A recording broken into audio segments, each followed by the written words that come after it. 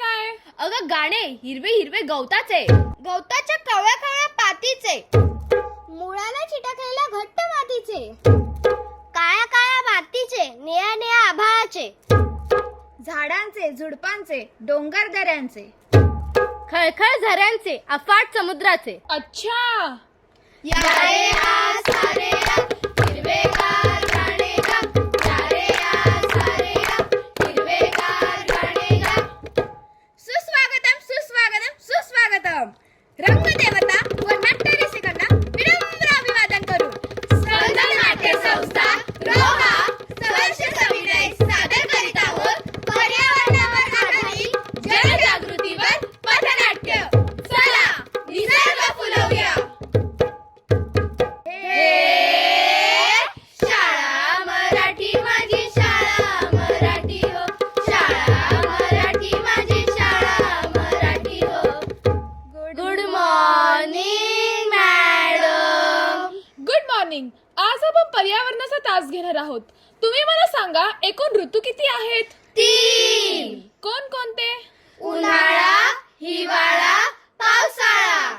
उन्हाळ्यात काय पडतो? ऊन, पावसाळ्यात काय असतं? पाऊस, आणि हिवाळ्यात? कुडकुड कुडकुड थंडी. Very good. असे आहेत आपले 3 ऋतू, हिवाळा, उन्हाळा, पावसाळा. पण मॅडम, आजकाल सगळंच उलट घडतंय.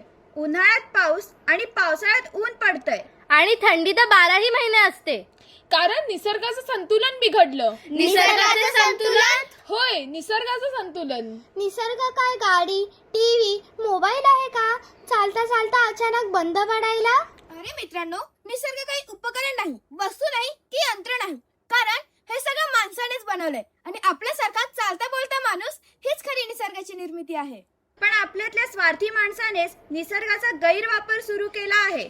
निसर्गाने आपल्याला विनामूल्य सारे काही दिले आहे, म्हणून आपण त्याकडे दुर्लक्ष करीत आहोत. म्हणून तर निसर्गाचा समतोल ढासळत चालला आहे.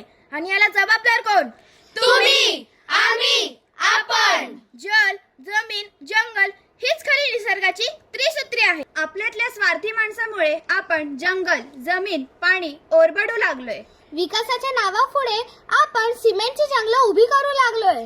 आपल्या प्लास्टिकच्या अतिरिक्त वापरामुळे नाले, नदी, समुद्राचा श्वास कोंडू लागला आहे. कोरोनासारखी महामारी असो, महापूर असो, निसर्गाने वेळोवेळी आपल्याला सावध केले आहे. आजपर्यंत निसर्गाकडून आपण फक्त गोष्टी घेत आलो आहोत.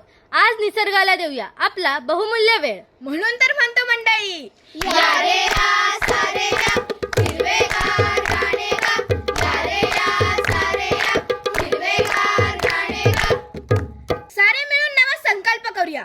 एक कुटुंब, एक झाड लावूया. आणि फक्त लावून सोडायचं नाही, तर त्याची योग्य काळजी घेऊन त्याला मोठं करूया. पाणी अडवूया, पाणी जिरवूया, पावसाच्या पाण्याचा साठा करूया. प्लास्टिकच्या पिशव्या वापरणं टाळूया, कागदी पिशवी वापरूया. सुका कचरा, ओला कचरा असे कचऱ्याचे वर्गीकरण करून ते कुठेही न टाकता त्याची योग्य विल्हेवाट लावूया.